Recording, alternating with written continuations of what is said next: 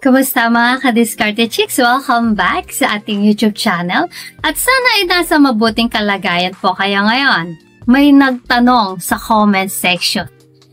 Nalilibugan pa rin ba ang babae kahit menopause na? Matinding tanong yan ka-Diskarte Chicks at sigurado ako marami ring curious dito. Kaya ngayon, pag-uusapan natin ang real talk tungkol sa menopause at sexual desire ng babae. Siyempre, back up tayo ng science at studies para legit at hindi lang haka-haka. Pero bago tayo magpatuloy, comment mo muna kung tagasan ka para malaman ko naman kung hanggang saan ang abot ng ating diskarteng usapan. At siyempre, huwag mo kalimutang i-like ang video na to, mag-subscribe at i-hit ang notification bell para updated ka sa mga love tips natin tuwing may bagong upload. So, ready ka na ba? Tara, simulan na natin. Reminder lang mga ka-Diskarte Chicks, ang video na ito ay educational purposes only. Hindi ito para mag-encourage na kung ano-ano, kundi para magbigay kaalaman. Sa number 1, oo, posibleng nalilibugan pa rin kahit menopause na. Ayon sa mga doktora at research, ang sexual desire ay hindi lang nakadepende sa hormones.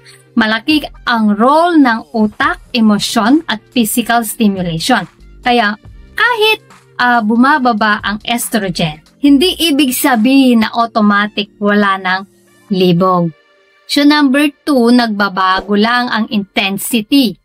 During menopause, bumababa ang estrogen at progesterone ng babae. Kaya minsan mas tuyo o mas mahirap ma-arouse. Pero hindi ibig sabihin na wala na talaga. Maraming babae ang nagsasabi na mas nagiging relax pa nga sila at mas free sa intimacy kasi wala na silang stress sa pagbubuntis. So pangatlo, study says sa isang survey mula sa North American Menopause Society, halos 50% ng menopausal women ay nagsabing may gana pa rin sila at gusto pa rin nila ng physical intimacy. Ibig sabihin, natural at normal lang na makaramdam pa rin ng libog kahit nasa stage na ito. Sandali lang mga ka-Diskarte Chicks. Bago po tayo magpatuloy, nakapag-subscribe ka na ba? Baka naman, i-hit mo na ang subscribe button. Ngayon na, as in now na. Para mas marami pa tayong madiskarteng pag-uusapan sa susunod. So, pang-apat, factors that matters. Mas malaki ang chance na active pa rin sila kung healthy ang katawan, nasa supportive relationship, at open ang communication sa partner nila. Kung stress, sakit o insecurity ang mas nangingibabaw, doon bumababa ang desire.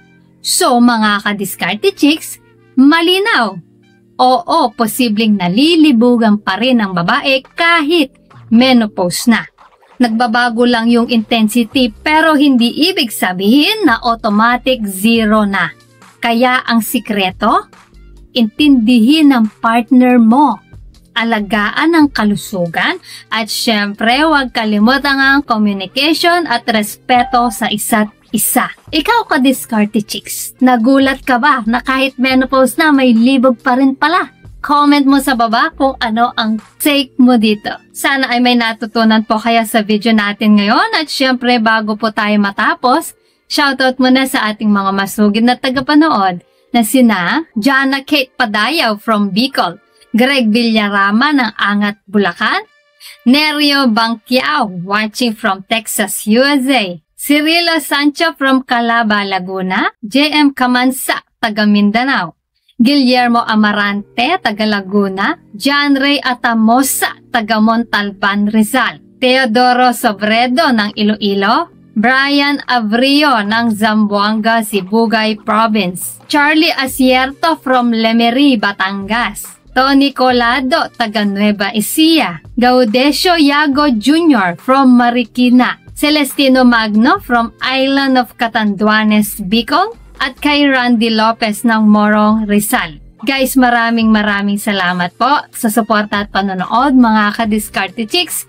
Dahil po sa inyo, mas lalo po akong ginaganahang gumawa ng content.